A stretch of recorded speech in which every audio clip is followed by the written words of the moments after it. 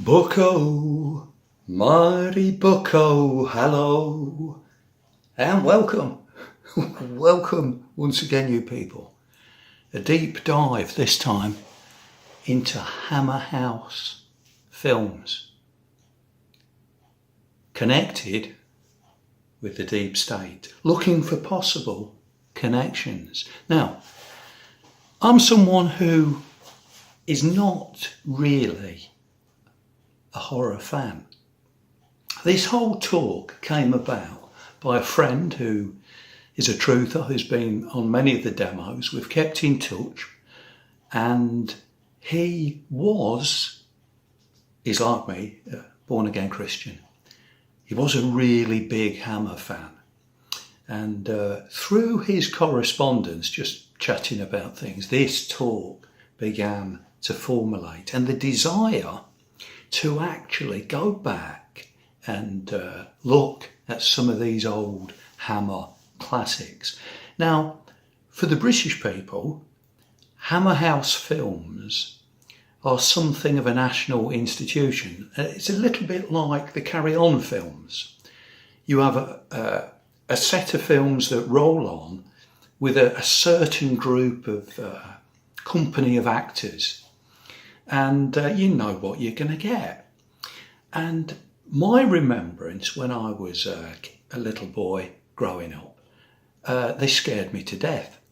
Now, looking back at them, I just see them as thrillers with a monster thrown in. Now, Peter Cushing himself, one of the key actors who crops up again and again, with Christopher Lee and Barbara Shelley and others. Peter Cushing said this: he didn't like the term horror film. He preferred terror films. And Christopher Lee said that the Hammer films are like adult, dark fairy tales or fairy stories. And you know what? I think on that point, he's got a point.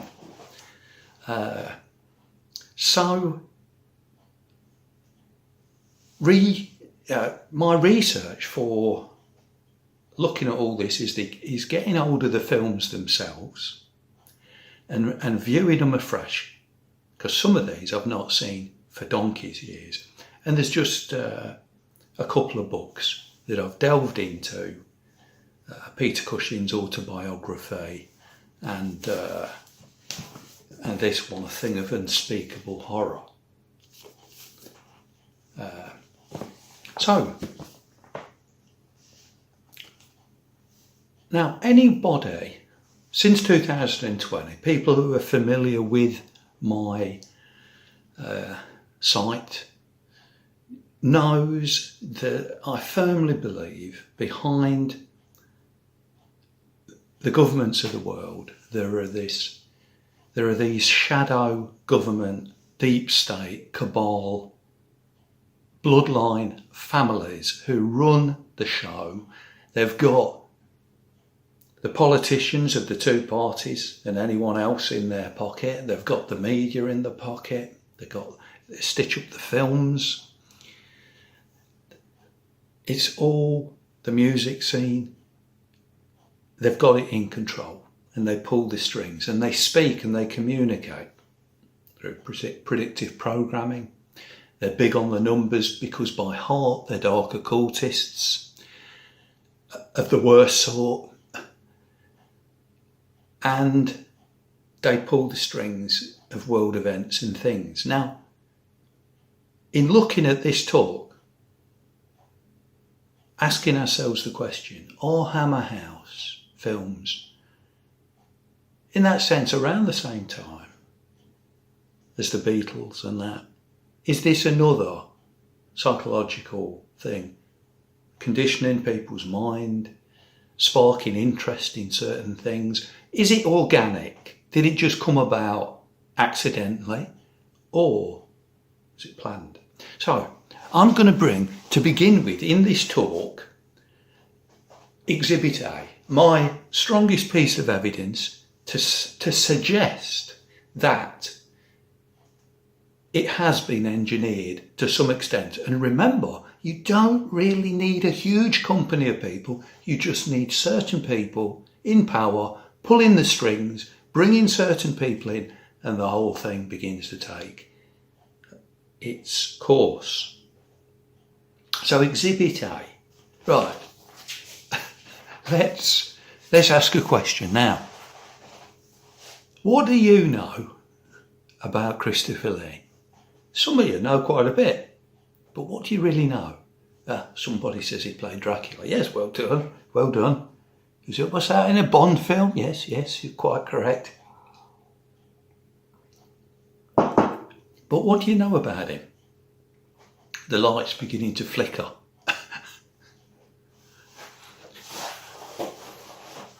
But what do you know about him? Well, if I said to you, right, if I said to you his dad was in the military, and Christopher Lee himself in the Second World War was in British intelligence,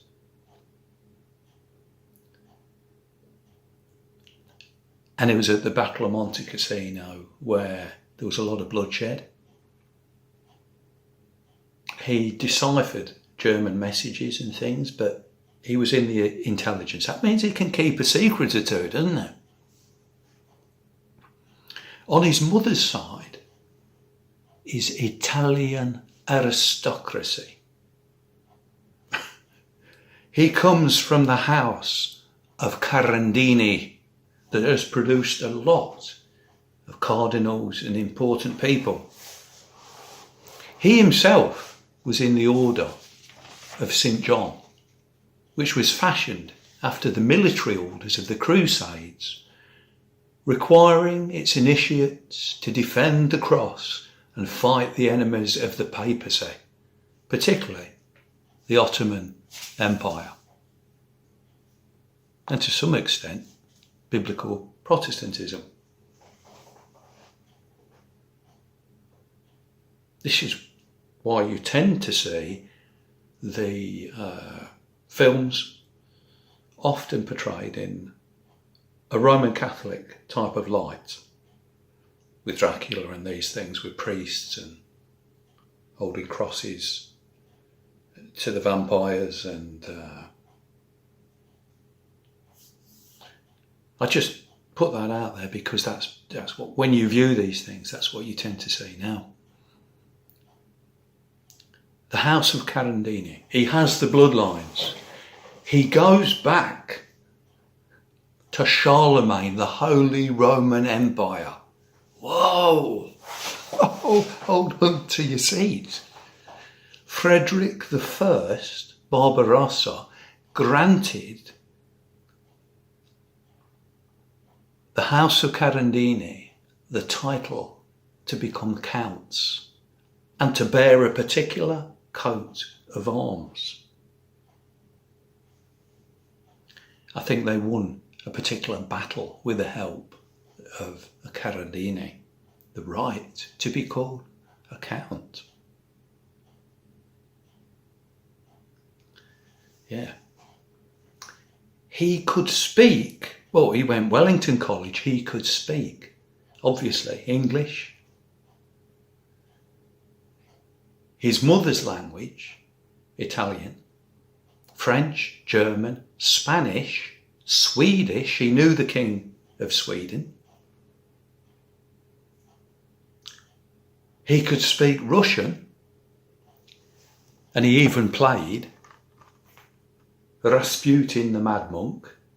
In the 1960s, he met two of the actual executioners, the assassins of Rasputin. He had an interest in executions, and he knew by name, I'm not sure if it was all of them in Britain or all of them all over the place. One would ask the question, why?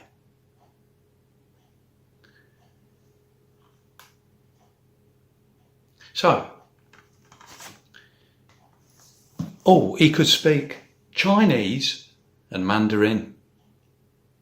Oh, and he played, who else did he play? He played in The Terror of the Tongs. There it is.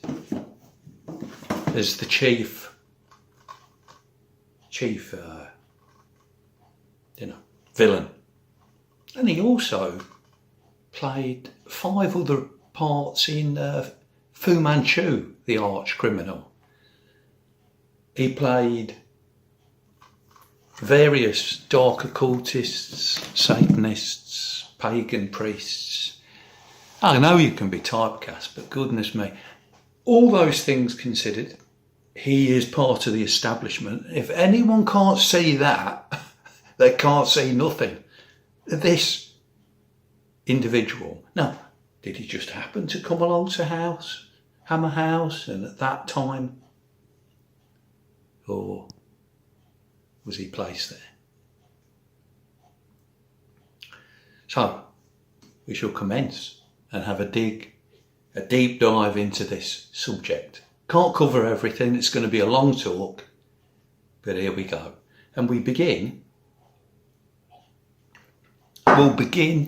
with the film that pushed them to the success. Now,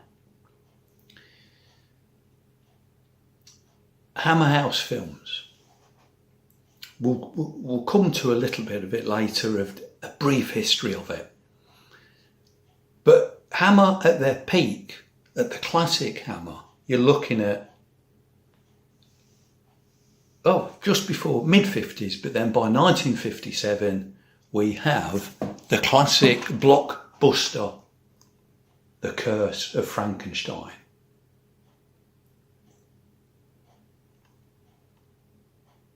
With Baron Victor Frankenstein, played by Peter Cushing, and Christopher Lee as the monster. Box office smash. There was some science fiction films before it, Quatermass, X the Experiment, that were very big, but that was the film that sparked it off. Now, let's just have a brief look at Frankenstein.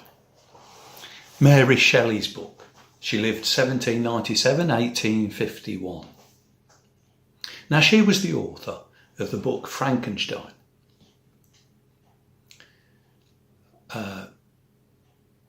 She began a romance with one of her father's political followers, Percy Shelley.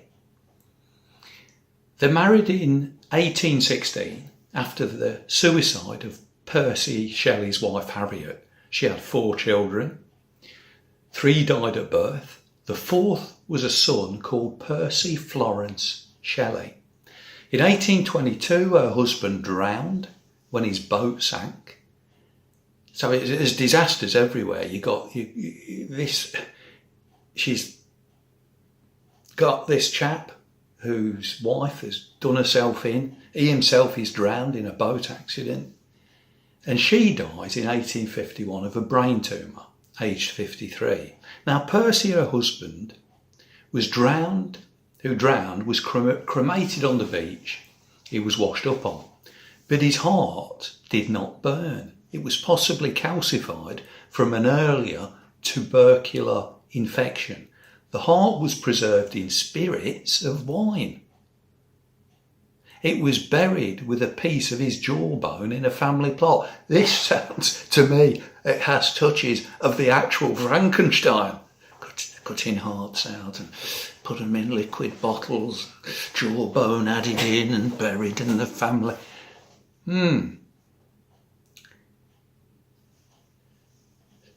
So buried in the family plot. She wrote an apocalyptic dystopian book called The Last Man in 1826.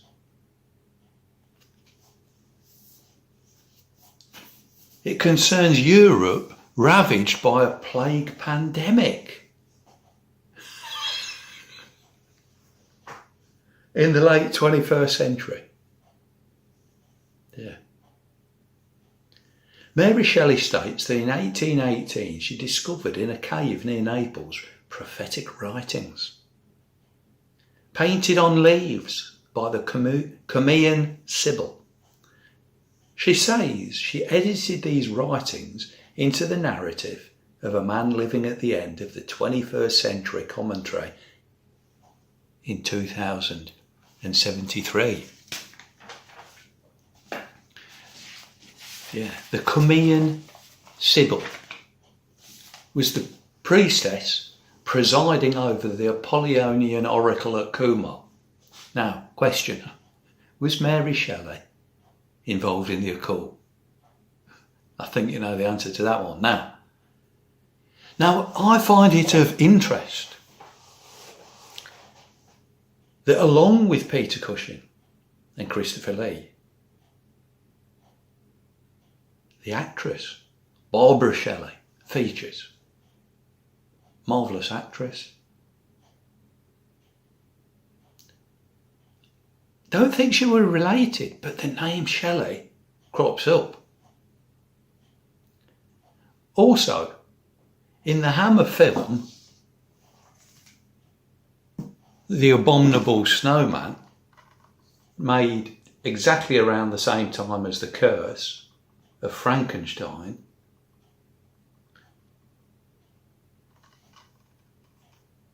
there is somebody in the film acting the part who's called Edward Shelley. And added, because it don't even end there, in Dracula, Prince of Darkness, there is some bonus features, footage, and Francis Matthews, who appears in the film, is talking about his brother, Paul, filming as they stand around, talking, having tea during the filming of Dracula, Prince of Darkness, that his brother, who was a Matthew, changes his name to Paul Shelley. Now, do you remember Francis Matthews? He's the voice of Captain Scarlet and the Mysterons, the children's TV. Very nice voice, Captain Scarlet and the Mysterons. He also starred in this TV series, Paul Temple, nothing to do with Hammer. But I'm just pointing out that I found that somewhat odd. All these Shelley names cropping up. Why? I don't know. I'm just bringing these things as I find them to your attention. So Barbara Shelley, in 2020, was admitted to hospital the year of the Rona Bologna, the Divock. She was admitted to hospital for a checkup where she contracted the Divock 91. She recovered, but fell ill with underlying health issues, and she died on January 3rd, 2021 at the age of 88. So back to the film, Frankenstein. Baron Victor Frankenstein is like the character Prometheus, who fashioned humans out of clay and gave them fire. Frankenstein builds the creature in his laboratory through a method consisting of chemistry and alchemy, with a few lightning bolts thrown in. In a quote from the film, The Evil of Frankenstein, because there was 7 Frankensteins that followed on, they were that popular and successful, and there was 9 Draculas and 3 mummies and a partridge in a bed. No, stop it. Now, in a quote from The Evil of Frankenstein, enough electrical energy to produce the spark of life. The lie of chemical evolution is certainly one of the agendas that crops up in Hammer and is promoted through various films. Now, you may not be familiar with that renowned priest of evolution, Professor, you know, heard of him? Of course you must have. Professor Richard Dawkins. Well, how many of you know that his wife, I think 2 or 3 times married, I think this could have been his second wife, I'm not sure, but certainly his wife, Lalla Ward, she appears as a vampire in the Hammer film Vampire Circus in 1972. So as I said, your classic Hammer house really is sort of 1957 to 1970. They take a turn in the gratuitous violence and the nudity and those sort of things. Until then, you know what you're going to get. You know, you get Dracula coming out and he bars his teeth, and then you get a close up of the neck and the woman like this, hypnotised by him, and then he comes in and then a bit of blood trickle, and then it's gone. But in latter ones after 1970, and the censors have had, you know, they've changed the certificate, they've relaxed it, then you're sort of more sort of slurping up, more blood, and it's more crude. But they still made a few good films after 1970. But you're looking at 1957 through the 60s to mid 70s, really. Yeah. So, Mary Shelley's novel never ascribes a name to the monster, although when speaking to his creator, Victor Frankenstein, the monster does say, "I ought to be thy Adam," in reference to the first man created in the Bible. Yeah. So Hammers follows up, because really, you see, some of these key monsters had appeared in the Universal films of Hollywood in the 1930s. You had, of course, Dracula with Bela Lugosi, Hungarian actor, or should we say Bela Lugosi, as it was pronounced.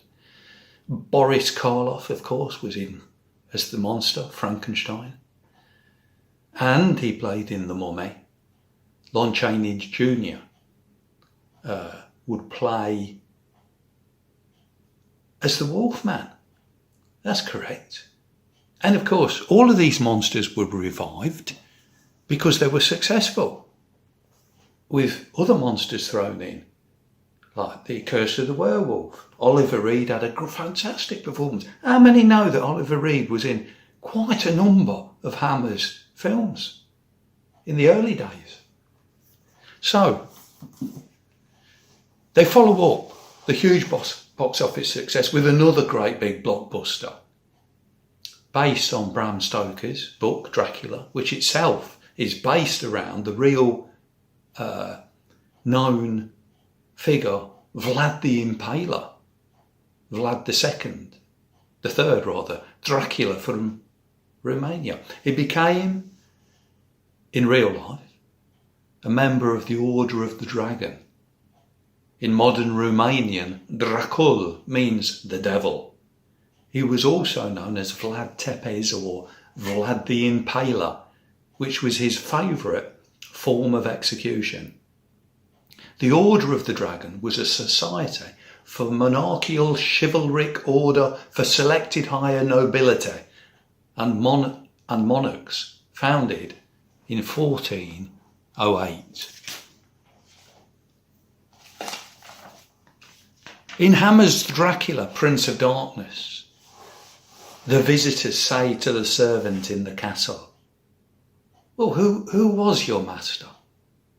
The servant replies, "His name was Count Dracula. An old and distinguished family." Now, the heroes in it, and I mentioned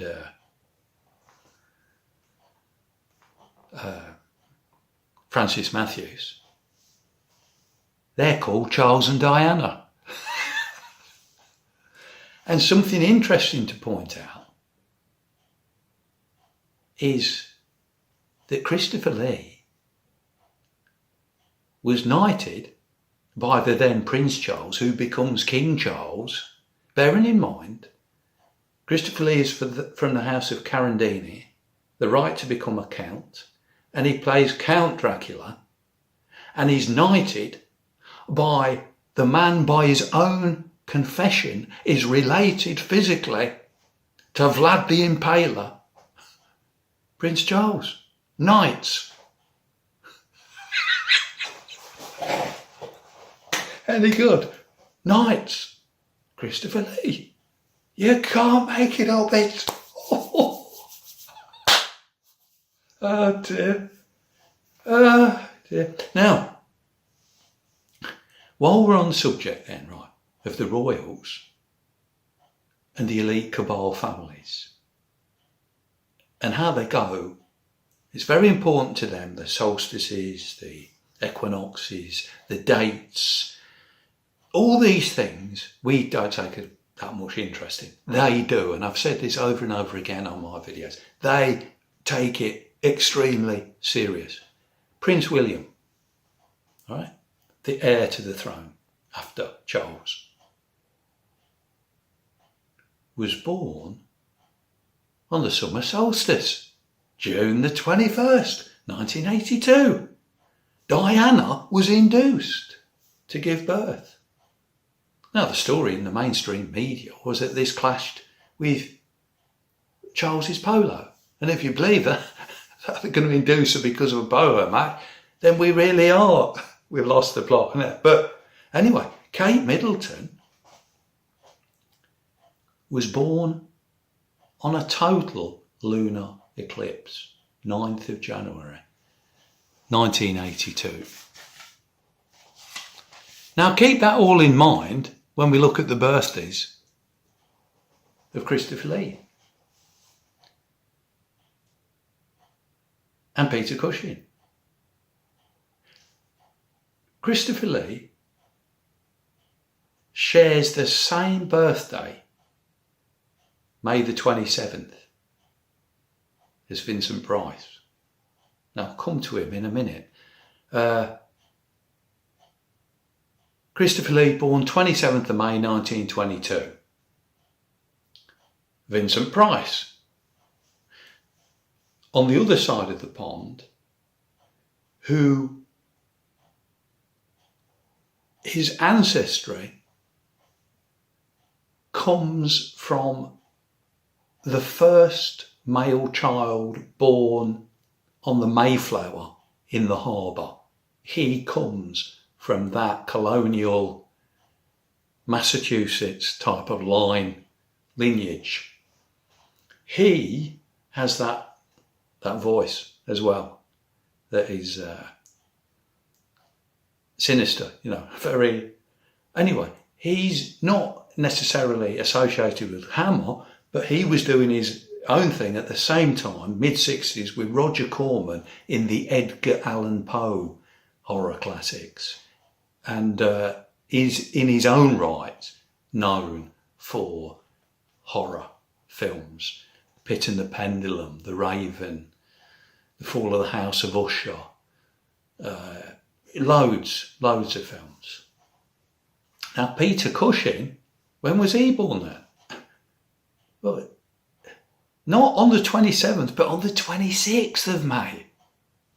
It might be just all coincidence. I'm just saying, I'm simply pointing out. And we know that the season of sacrifice builds up to May. It's named by dark occultists to believe that the earth must be bathed in the blood of innocents to make sure of a fruitful harvest. What does this remind you of again? The Wicker Man with Edward Woodward and Christopher Lee as the lord of that island, engaged in their pagan practices and offering up human sacrifice.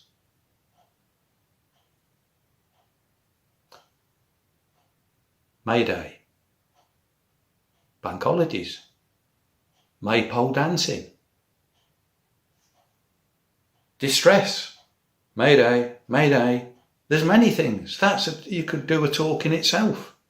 Now, leave that aside, move on. Right. One of the names of the royals, collectively called, is the firm. It dates back to King George VI when he said, "We're not a family, we're a firm."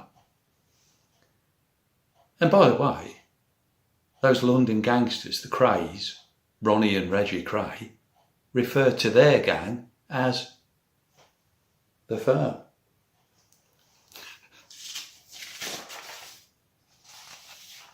So, very brief potted history just of how it all began. Okay, Hammer began productions in 1934. The studio had been started by Enrique Correas and William Hines, these two men. Enrique was related to the Spanish family that made Correa cigarettes, which included the Black Cat.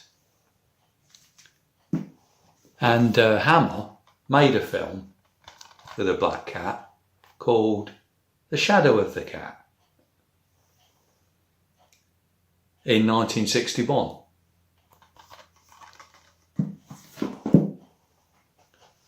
In 1951, and this is the key thing, 1951, they moved to the place that's associated so much with the Hammer films, the country house in Down Place in Bray, Berkshire, where many of the classic film productions were made, in the gardens, the wooded trees area, the Thames River at the bottom of the garden.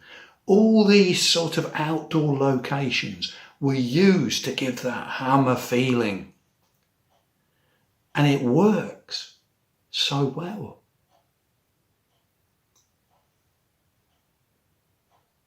Incidentally, the jewellery business that old William Hines had been involved in the late 1920s, before he then threw himself into film production, might ring a bell today.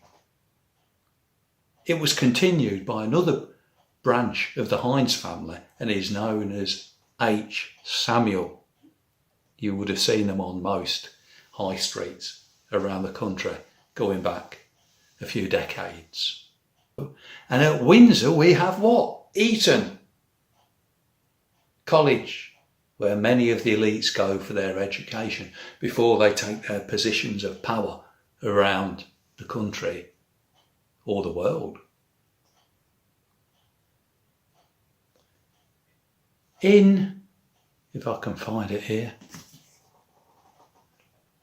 in a remake, Hammer remake of the old Boris Karloff, Charles Lawton classic, The Old Dark House. There's a clip from a coffin room by the fireplace, a coffin. And above, there is a picture above the fireplace of Eton College house group, which is indicating what school this particular weird family in the film might have gone to, at least the male members. So even in a film of Hammer, Eton College is a picture pointing you to it. The films themselves were extremely well made, extremely well thought out, very well acted. They operated on a fairly cheap budget, but they had great skill and ability to reuse sets over and over again and fashion them in a different way.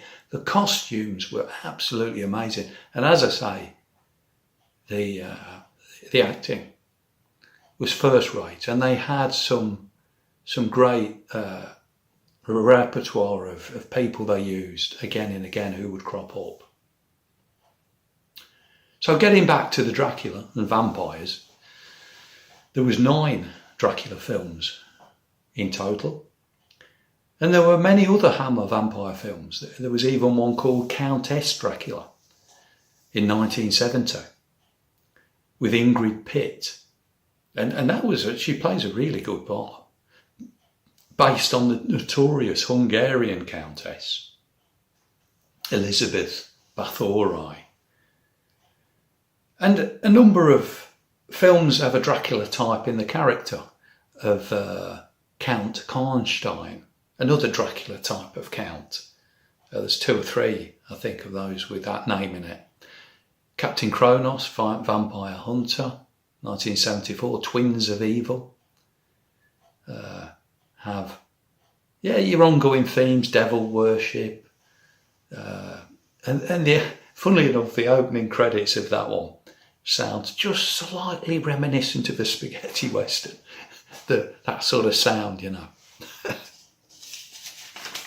So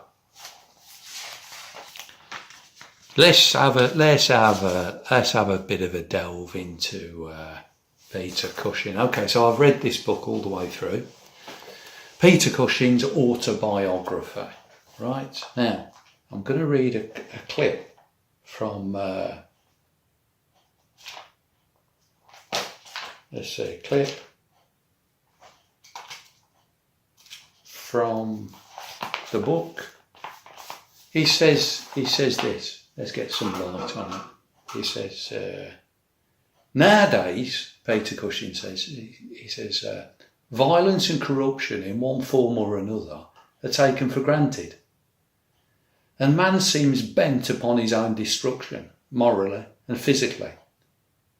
It's therefore most rewarding and gives me grounds for hope in the future of mankind when I receive letters from all age groups, particularly the present generation, giving their views on the old so-called horror films.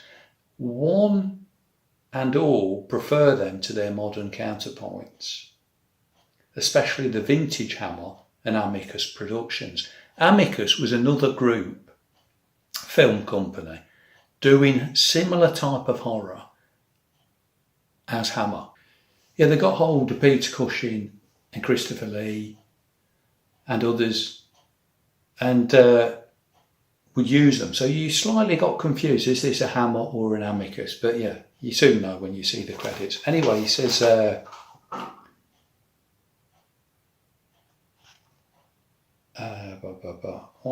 Amicus. So according to those who write to me, they feel that the producers of today's epics in this genre rely too much upon brutal savagery, explicit sex scenes, nudity, obscene language, special effects and little or no characterisation. They find all this repellent and are sickened by the general decadence offered to them in the name of entertainment, so different from that of yesteryear. Those older classics hold for them the delights of a joyride in the ghost train at a fun fair when boyfriends put their arms protectively around their sweetheart's shoulders, and although there may be some gasps and screams, they all knew they'd come out safely in the sunlight again at the end of the journey after a healthy scare and enjoy a good giggle together. They love the unbelievable being made believable, and above all the fact that good always prevails over evil. And I would say a hearty amen to Peter Cushing's assessment there. He's a likeable character. He loved his wife dearly, Helen, and they were very happy together. He went to pieces when she died, and I'll come to that in a bit. But everyone tends to speak well of Peter Cushing being a real gentleman, a kindly person, and a true professional. Now, I found in the preface something quite interesting. In the preface, he just simply gives a thanks to various people, but these names crop up in it. He quotes something from Lewis Carroll, Noel Coward, John Mills, and then he mentions at the end of it a thanks to Jimmy Savile from Jim Will Fix It because a rose was named from that TV, you know, Jim Will Fix It. A new rose for his wife Helen after she died. But I found it unusual that these names. Why? Lewis Carroll was connected with pedos, wasn't he? The Alice in the Wonder class, Alice in Wonderland. Noel Coward, we know his playwright and one thing and another. We know his behaviour at times. John Mills was just encouraging him to keep acting. I didn't particularly see his name associated in it. But Saviles at the end. And then when I looked down to when this was written, it's 1984. He lived in Whitstable, it just says, in all sincerity, Peter Cushing, Whitstable, 1984. And of course he starred in that BBC production, 1984.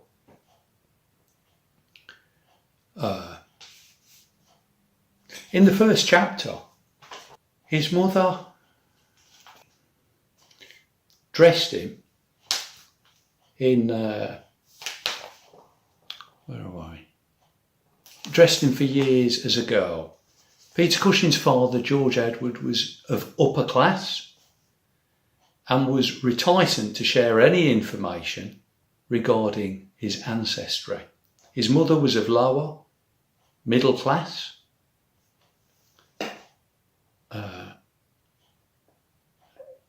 Lower to middle class. His Auntie Maud said it's a wonder Peter Cushing did not end up another Oscar Wilde brought up as a girl from the cradle. Now the reason I'm pausing a bit, because it's cutting out. I can only film like, I filmed half hour, then it cuts out, I have to redo it. It's just, I don't have the great equipment to just film something over an hour. So it has to be pieced together in the final run. I do apologise for that. So, now as punishment for when he did wrong things, his mother would pretend to be dead. And his father would lock him in a dark cellar. To break his fear of the dark, Peter Cushing would go for midnight walks and grew to like them. Now his wife, Helen or Helena, her father was an owner of one of the largest cotton spinning firms in Russia. Helena's mother was the daughter of the Polish Baroness Bronkonska.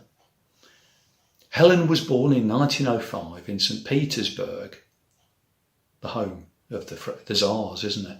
That area. She was fluent in English, French, Russian and German. When Tsarist Russia crumbled under the Bolsheviks, the family fled and came to England. She was brought up in the lap of luxury with personal maids and servants. In 1939, his father paid for Peter Cushing to go to Hollywood, where he walked into a film with Lewis Hayward in The Man in the Iron Mask, and then into a Laurel and Hardy. The chump at Oxford, Laurel and Hardy film, keeps cutting out. What can I say? When Peter Cushing arrived in New York on his way to Los Angeles, he records on page 56, he arrived in Los Angeles in a cloudburst. Cloudburst was the name of the first film shot in 1951 at Bray Studios when they moved in. He was also a member of the Ghost Club, and so was Dennis Wheatley, Charles Dickens, Julian Huxley, Arthur Conan Doyle. It was a secret society that was busy investigating paranormal things. Now, after Frankenstein and Dracula, Hammer put their spin on the Mummy films that Boris Karloff had been in. There was 3 of them: The Mummy, The Mummy's Shroud and Blood from the Mummy's Tomb. All are of interest. The last one, Blood from the Mummy's Tomb, instead of a pharaoh coming back to life and bumping everyone off, you have the reincarnation of the terrifying Egyptian Queen Terror, the Queen of Darkness. Now, Valerie Leon plays this brilliantly. She has the unique distinction of being in Carry On films, in a Hammer film, and appears twice as a Bond girl. She's very, very good in this, plays it very well indeed.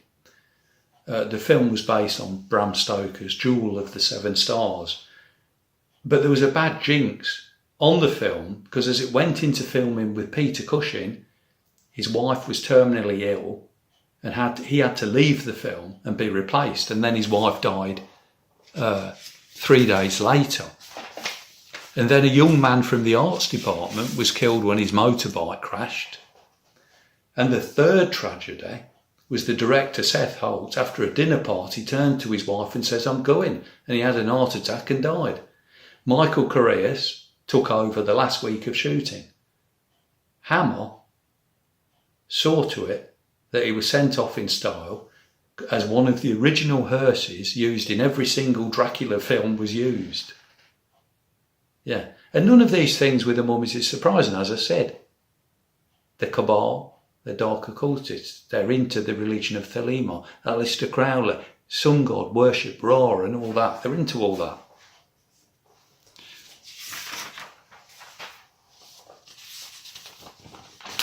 Now, Hammer made 3 films on historical horror. They were, I mentioned Rasputin, the Mad Monk. Barbara Shelley said, "Another minute and Christopher Lee would have hypnotised me. Such was his performance." Terror of the Tongs, who are the oldest secret cult in the world and the most fiendish. Have you any idea what a Tong is? It's a secret society, so secretive we know practically nothing about them. And as I've said, he made other films, Christopher Lee, on Fu Manchu, and but they weren't Hammer films. So he were going at it, Hammer and Tom. Oh, you can't say that book. Oh, sorry. So the third historical horror was The Stranglers of Bombay. If you've ever wondered where we get the word thug from, well, it's from the Thuggee Indian cult. In real life, Sir William Sleeman exposed the dastardly evil cult. The Thuggee were involved in theft and would strangle their victims. The Thuggee practiced their killings as a form of worship towards the goddess Kali, which is a major goddess in Hinduism, associated with destruction and death. They were part bloodline and killed, quite literally, thousands of people in ritual murder in India. In the film, there was also pagan fire burning, which reminded me again of the Wicker Man. Okay, this film never take sweets from a stranger. 1960. It deals with child abuse and pedos. It's a very well made educational film, sensitive handling of a sensitive subject, and also an extraordinarily powerful film. Deals with an old man from a powerful family that rules a town in Canada, much like the elites, using their power for similar purposes, as I mentioned, Savile, the BBC. Even as we speak, in August of 24, there's this ongoing saga with another BBC pedo presenter.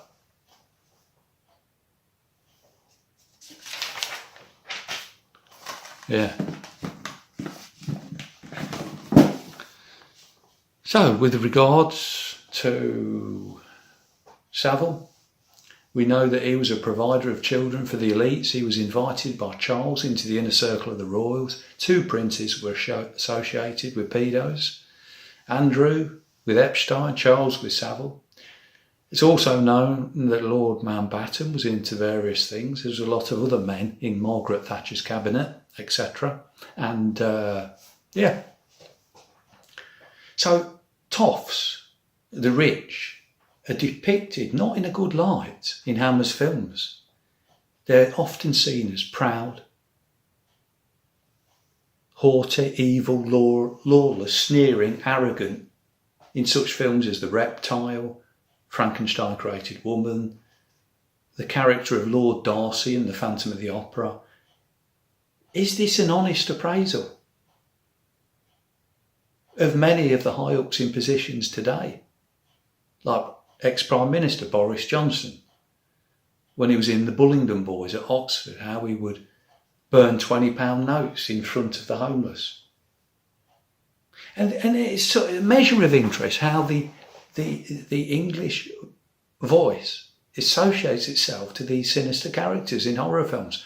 As I said, many of them have that very sinister, nice British voice.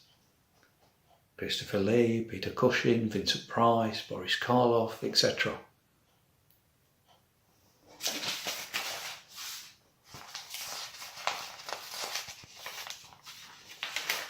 Yeah.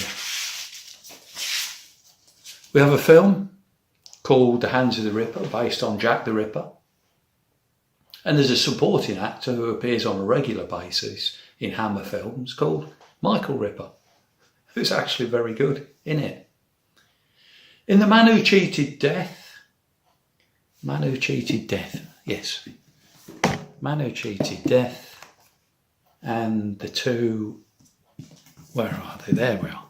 In The Man Who Cheated Death, that was a good film with Anton Diffrin. And Two Faces of Dr. Jekyll, based on the Dr. Jekyll and Mr. Hyde. Dr. Jekyll and Sister Hyde. Now I'll come to them. We see man playing God. He wants eternal life, but without God. He wants to do it his way, not God's way. And we also see the film called She with Ursula Andress, another Egyptian type of ancient mystery religion type of film. So there's a clip in it where she executes people who have plotted against her, and they say, was it necessary for these executions? Yes, it was necessary. It's a demonstration of my absolute power. How else could I hold my soldiers and these pathetic creatures of my subjects? How else but by instilling fear and terror into their very souls? So in the Two Faces of Dr. Jekyll, he has like a syringe, liquid medication, injects it into a monkey type of experiment, and then experiments on himself. But I found of great interest this film, Dr. Jekyll and Sister Hyde. Very interesting film. A man turning into a woman. This is made in 1971. And what do we see in our day? This strong rise of men becoming women. In some cases, women men. It's played, if it were made today, you'd have a man, I'm sure, playing both parts.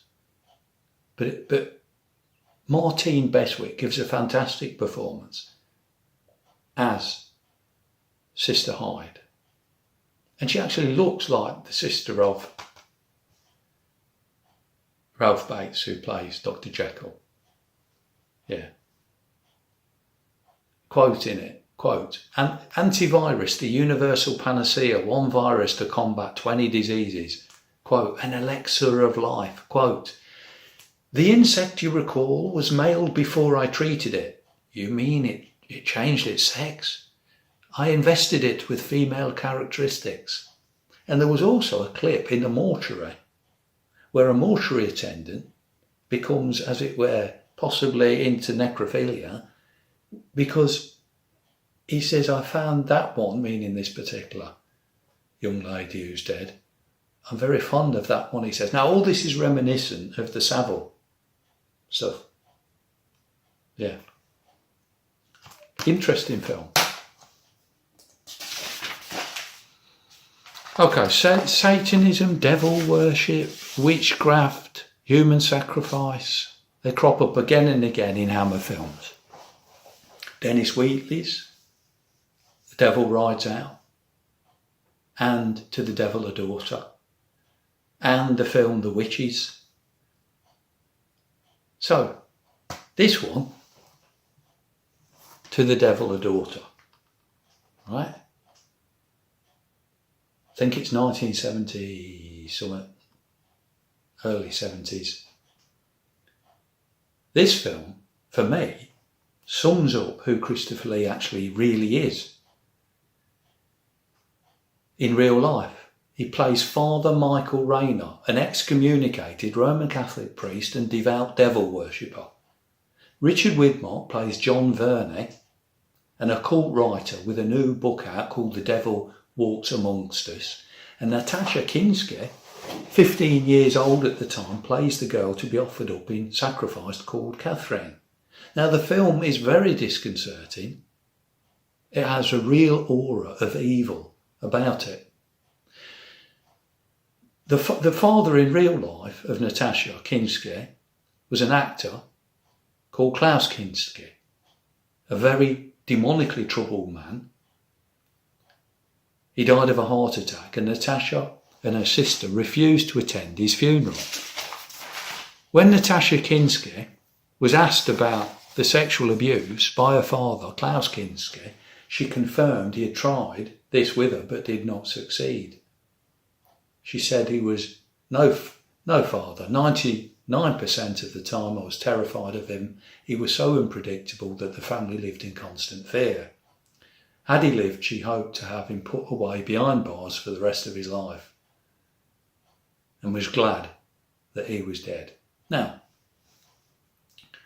I would ask the question on this film, very disturbing.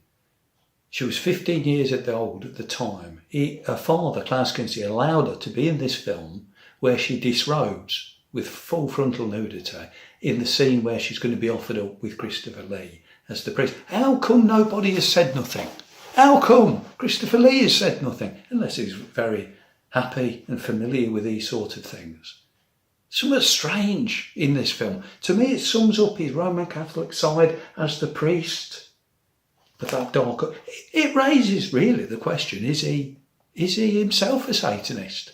Like I've questioned in times past that Professor Richard Dawkins, is he actually a dark occultist and Satanist? I've often thought of that myself. Years back I thought that of Richard Dawkins. And regarding Christopher Lee, is he just playing these parts? Or is there something deeper?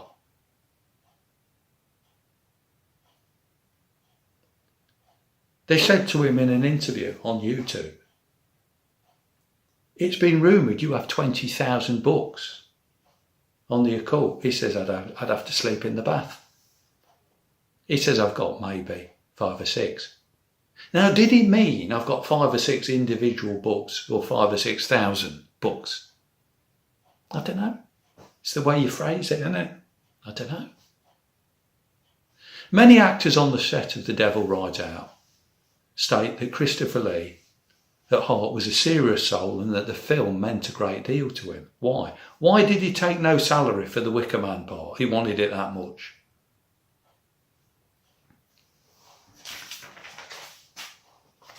And then we've got some other films, Greek mythology. You've got The Gorgon, a zombie film, Plague of the Zombies they did. Ahmed did another one, The Reptile. There's a film, Demons of the Mind, on psychology, madness and incest. Second World War film, brilliant film. The Futility of War, Yesterday's Enemy with Stanley Baker. Quote, I read a book once that wars are necessary to reduce the population.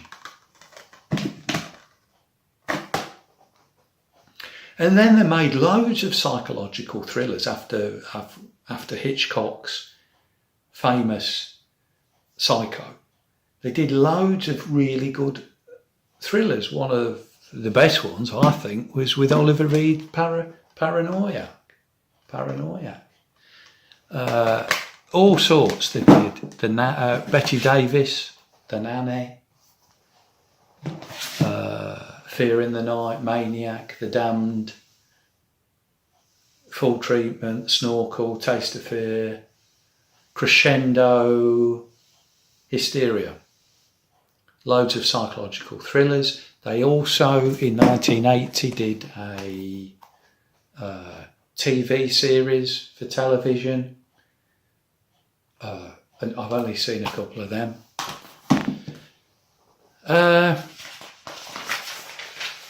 And that's it. So I think we'll wind it up there, and I'll just leave you with the thought that, you know, some people make their own Frankensteins and they thoroughly deserve them. But it gets to the point that they can't control them. And in like manner as Baron Victor Frankenstein couldn't control his monster, so the cabal, when they get their way and get their one world government, and that man who will take the realms, whom the Bible calls the Antichrist, let me tell you something, they won't be able to control him any more than Victor Frankenstein could. And with that, be seeing you.